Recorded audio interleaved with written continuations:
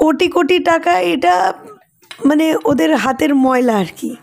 এ তো মানে এখানে শিক্ষামন্ত্রীর বাড়ি থেকেও পাওয়া যায়, তো একটা ইডি অফিসারের বাড়ি থেকে পাওয়া যাবে না, এটাতে কোনো মানে সন্দেহর কিছু নেই। আজকে আমার তো মনে হয় ওই রাম মন্দির নিয়ে যে মানে বিচারপতি রঞ্জন গগৈর বাড়িতে গিয়ে খুঁজুন, আরও বেশি পেতেন সিবিআই যদি খুঁজতো।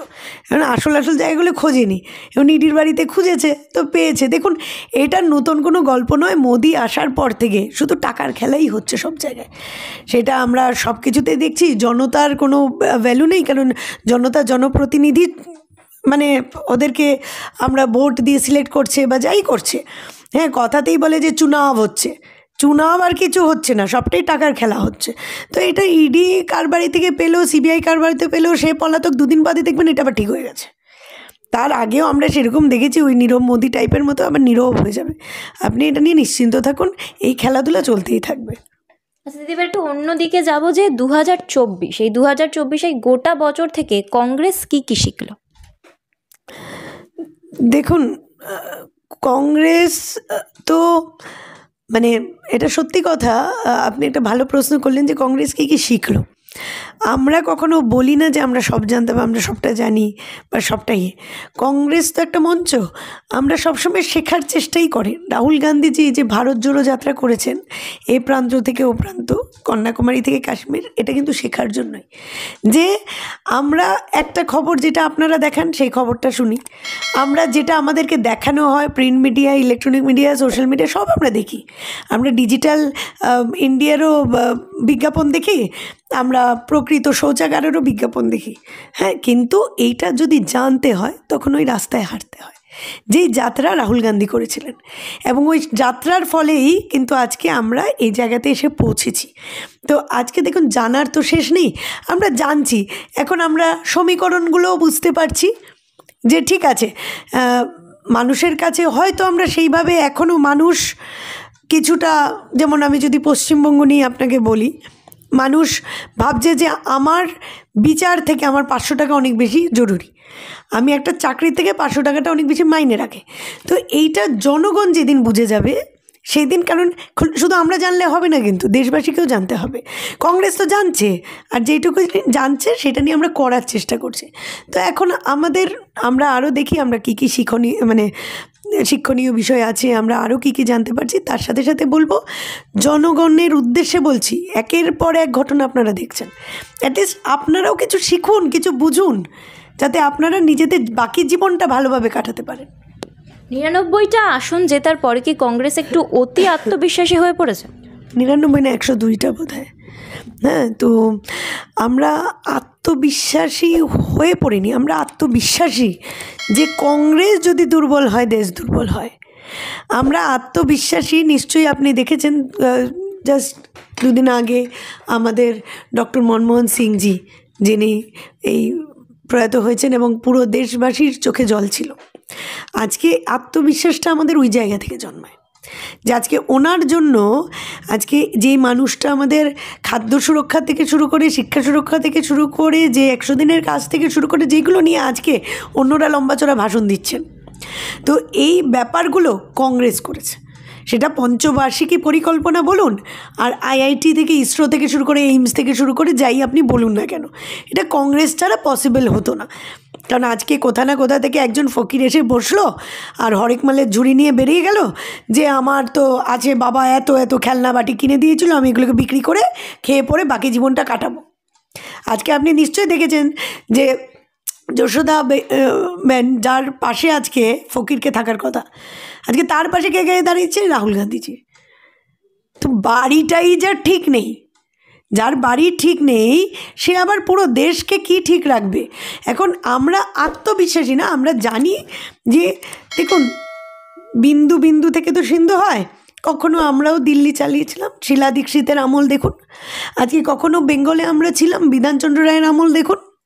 হ্যাঁ, আজকে সব জায়গাতে মানুষের বোঝা উচিত। ওই অনেক কটা জায়গায় আছে দেখবেন, রাজস্থান, এইসব, যে 5 বছরের বেশি সরকার রাখে না, বোঝার জন্য। মানুষ না এখন ঠেকায় পড়লে বোঝে, তো মানুষ এখন বুঝছে যে আসল যে মানে চকচক করলেই যে শোনা হয় না, ব্যাপারটা কিন্তু মানুষ আস্তে আস্তে নিচ্ছে আর কি। আচ্ছা, এই অতি আত্মবিশ্বাসের কারণেই কি হরিয়ানা, মহারাষ্ট্রের মতন জেতা ম্যাচে কংগ্রেস হারলো না? না, দেখুন, এটা আত্মবিশ্বাস বলবো না। দেখুন, একটা দল চালাতে গেলে দলের মধ্যে অনেক রকম সমীকরণ থাকে, অনেক কিছু হয়, এবং সাংগঠনিক দিক দিয়ে যদি বলি, হ্যাঁ, আমরা হয়তো এতটাও এখনও হতে পারিনি, বা যেটা দেখুন, আমাদের তো এটা আমাদের সুপ্রিমোরা আছে দিল্লিতে, যারা নেতৃত্বরা সবাই একটা হিসেব করছে যে কেন আমরা হারলাম। যে জায়গাগুলো আমাদের জেতার কথা ছিল, মানুষ দেখুন, আমাদের এখন লড়াইটা হচ্ছে জাতপাতের সাথে, আমাদের লড়াইটা হচ্ছে ধর্মের সাথে হয়ে গেছে। হ্যাঁ, আজকে সেই জায়গা থেকে মানুষ যতক্ষণ না বেরিয়ে আসতে পারছে, শুধু যে কংগ্রেসের ভুল তা নয়। কিন্তু আপনার কি মনে হচ্ছে মহারাষ্ট্রে ওরা জিতে গেছে বলে কোনো দলিতের উপর মূত্র বিসর্জন হবে না? আপনাকে ওই জায়গাগুলো তো দেখতে হবে। এখন এরা যেই প্রোপাগান্ডা করে এসছে, ওবিসি, দলিত, আজকে দলিতরাই বেশি টর্চার সহ্য করছে আজকে এদের জমানায়। তাহলে এটা মানুষকে বুঝতে হবে। শুধু আপনাকে একটু আগে বললাম না যে আমাদের বুঝলে চলবে না। আমরা আত্মবিশ্বাসী যে আমরা যদি না থাকি তাহলে দেশটাকে সুস্থভাবে টিকিয়ে রাখা যাবে না। আজকে কমাস হলো মণিপুর ঘটনা, মণিপুরের আগুন লাগা থেমেছে? আজকে দুদিনের মধ্যে ব্লু স্টার অপারেশন করে দিয়েছিল আমাদের মা ইন্দিরা গান্ধী স্বর্ণ মন্দিরে, তাই না? আর আজকে এখানে বসে বসে আপকি বার ট্রাম্প সরকার কবে হবে সেই ভাবতে ভাবতে এই বাংলাদেশও আমাদেরকে কিনা ধমকাচ্ছে 4টে লোক নিয়ে। হ্যাঁ, আজকে ডক্টর মনমোহন সিংয়ের আমল থেকে শুরু করে, সে তা বলবো না, স্বাধীনতার পর থেকে আমাদের যে সামরিক বাহিনী আছে, আমাদের যা সেনা আছে, এবং তাতে যা আমাদের বাজেট আছে, সেটা 10 গুণ বাংলাদেশের। আজকে সেইটা নিয়ে বালাকোটে 2টো কাক মারতে পেরেছে। আর এখানে কি বলছে যে ট্রাম্প গিয়ে বাংলাদেশে সরকার করবে, তারপরে এখানের মধ্যে হবে। বড় বড় বাতেলা দিচ্ছেন প্রধানমন্ত্রী। তো দেখুন, আত্মবিশ্বাস, আমরা আত্মবিশ্বাসী যে কংগ্রেস ছাড়া ভারতের বেটারমেন্ট হতে পারে না। কিন্তু মানুষকে এটা আত্মবিশ্বাসী নিতে হবে যে আমার যদি জীবন সুরক্ষা করতে হয়, আমার ছেলে মেয়ের ভবিষ্যতের দিকে তাকাতে হয়, তাহলে Congress is the only answer, only solution. কংগ্রেসের মূল প্রতিদ্বন্দ্বীকে মোদি, যোগী নাকি আরএসএস? মোদি আমাদের প্রতিদ্বন্দ্বী নয়। যোগীকে আমার মনে হয় না যে কেউ ওই উত্তরপ্রদেশের কিছু ভক্তগণ ছাড়া গণ্যমান্য করে। আরএসএসের ব্যাপার না। আমাদের মূল প্রতিদ্বন্দ্বী এখন হিন্দুত্ব ধর্ম। যে ধর্মের, যে জাতপাতের লড়াইটা আমরা লড়ে যাচ্ছি, যে একটা ধর্মনিরপেক্ষ দল আমরা, এবং আমরা চেয়েছিলাম যে ভারতবর্ষটা, যেটা ছোট থেকে আমিও স্কুলে পড়ে বড় হয়েছি, ইউনিটি ইন ডাইভার্সিটি, আমরা সেই জিনিসটা চেয়েছিলাম যে আমাদের ওই জায়গাটা যে এখানে হিন্দু, মুসলিম, শিখ, ইসাই বলে কিছু না, গোটাটা ভারতবর্ষ।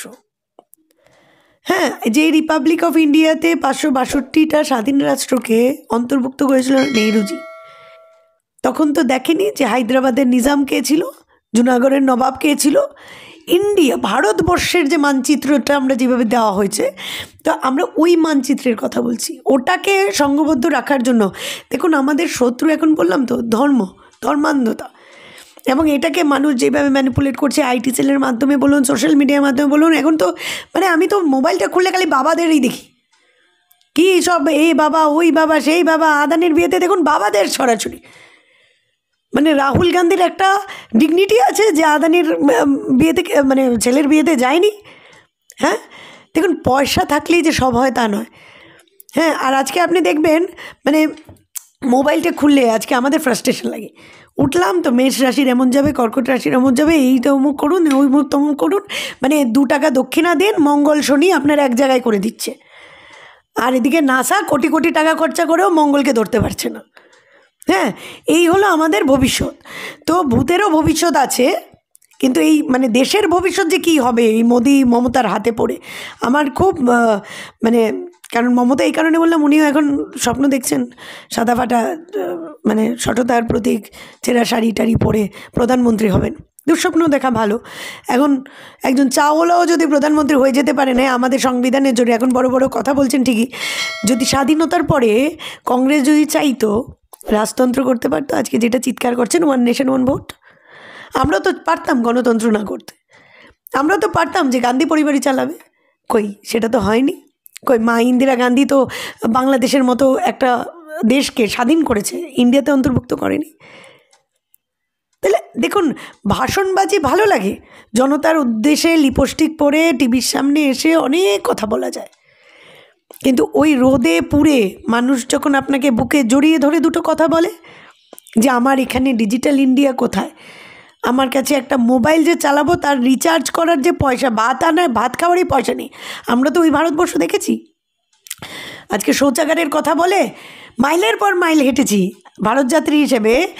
এমনও জায়গা ছিল যেখানে একটা পেট্রোল পাম্পও নেই যে টয়লেটে যাব, জঙ্গলে গিয়ে আমাদেরকে ওই শৌচাগার, ডিজিটাল শৌচাগারে যেতে হয়েছে। হ্যাঁ, তো এখন ঘটনা হলো এইটা দেখতে গেলে আপনাকে ওই ভারতবর্ষটাকে বুঝতে হবে। এবং মোদিজি ওই গুজরাটে বসে কয়েকটা গোদরাকাণ্ড অমুক করে তমুক করে আজকে যতক্ষণ পর্যন্ত এই হিংসাটা শেষ হবে না, গোদরা থেকে পুলওয়ামা থেকে শুরু করে যা ইচ্ছা, আমাদের প্রধান শত্রু সাম্প্রদায়িকতা, আমাদের প্রধান শত্রু হলো এই হিন্দু মুসলমানরা, এই সব ঝামেলা ঝাঁটি এইগুলো। আর যেই দল এটা সাথে নিয়ে এগোবে আমরা তারই বিরোধিতা করব। আরএসএস বিজেপি বলে আলাদা কিছু না, দেশের বিপক্ষে যারা দাঁড়াবে যেই শক্তিগুলো, আমরা তারাই আমাদের একমাত্র শত্রু, আর কিছু না।